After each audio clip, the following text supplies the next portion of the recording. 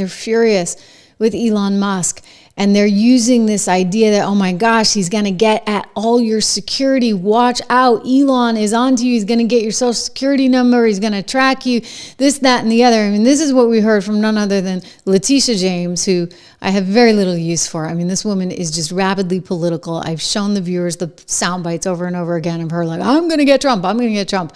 And, you know, she went after him on some pretty crazy stuff. Interestingly, Roger Stone tweeted out something which Donald Trump then took and put out on Truth Social, and I guess on his Twitter account as well, suggesting that Letitia, it has been discovered, may be in a bit of a pickle because she may have inflated her own asset value on some of her properties in order to secure a lower mortgage rate. So we'll leave that alone. It's Roger Stone. I would take it with a grain of salt, although the president actually retweeted it. And I'd be curious to see what's there.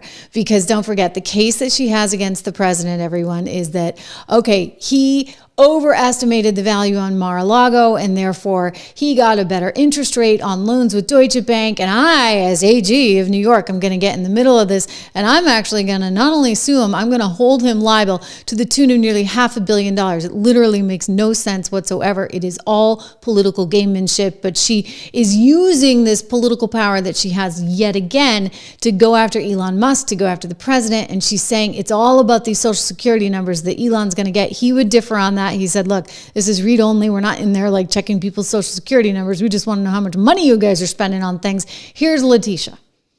In the past week, Elon Musk and his so-called Department of Government Efficiency have accessed the personal private information of tens of millions of Americans and sensitive data about public and private entities, social security numbers, addresses, tax returns, and more. This unelected group, led by the world's richest man, is not authorized to have this information. And they explicitly sought this unauthorized access to illegally block payments that millions of Americans rely on. Payments for health care, child care, and other essential programs. Today, Democratic attorneys general are taking action to keep Americans' personal data secure, to keep sensitive information about Americans private, and to uphold our Constitution. We have filed a lawsuit against the Trump administration for giving unauthorized individuals access to these immensely sensitive records in violation of the law. President Trump does not have the power to give our private information away to whomever he wants.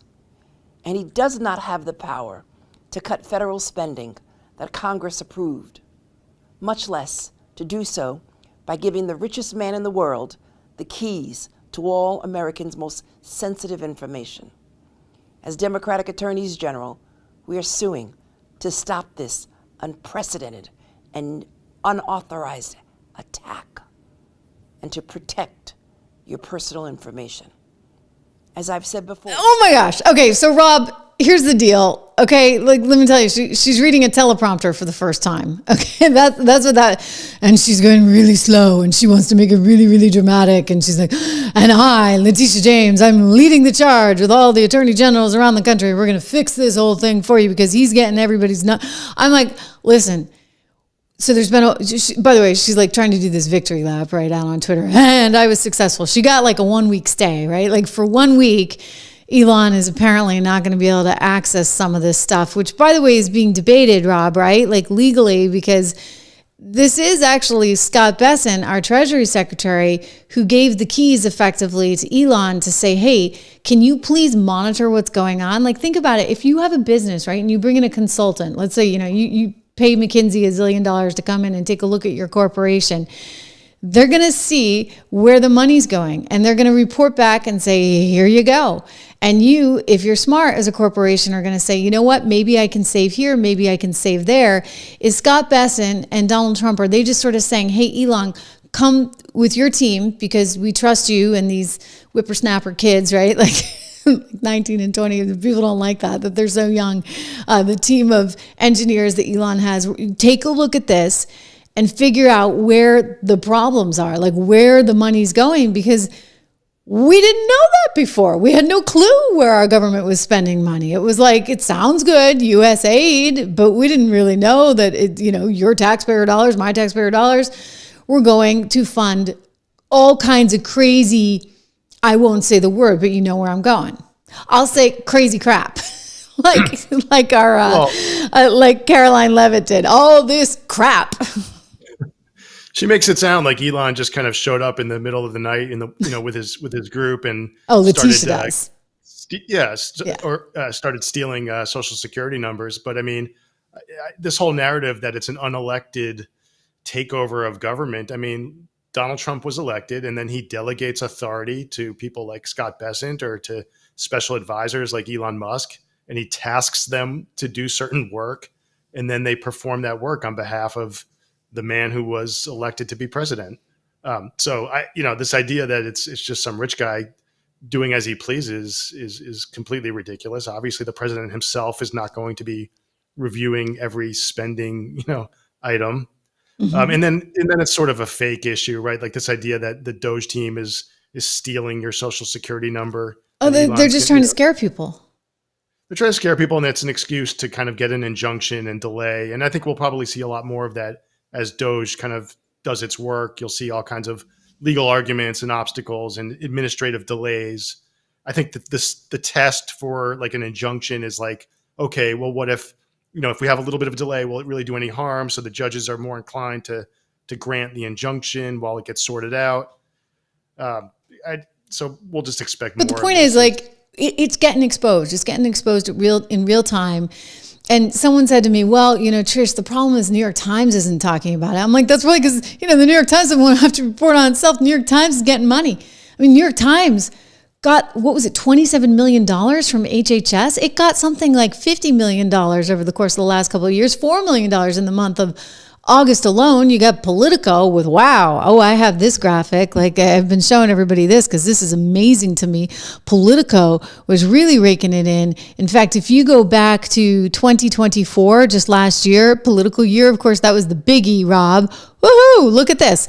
Okay, so I'm just blown away. Like, in 2020, they started taking money in. Interestingly enough, 2020 was the year that they came out with the spies, right? All those ex-spooks that said, oh, no, nothing to see here with Hunter Biden's laptop. And what do you know? It coincides with this big payment. The first big one, really, going to Politico. And then you look forward here and you see a giant uptick in 2024. You're like, wait a second, are they paying for like positive coverage? Is that why the New York Times and some of these other people, look at this. This is, I think you sent me this, Rob. This is Sam Lyman saying, when I worked in the Senate, we had Political Pro by default. So they were giving all these people in the government these subscriptions to Politico that nobody actually wanted, needed, or used, to the tune of $10,000 each, because, well, I guess it's hard to say. It's like, oh, well, they need a Political Pro subscription. They're in the government.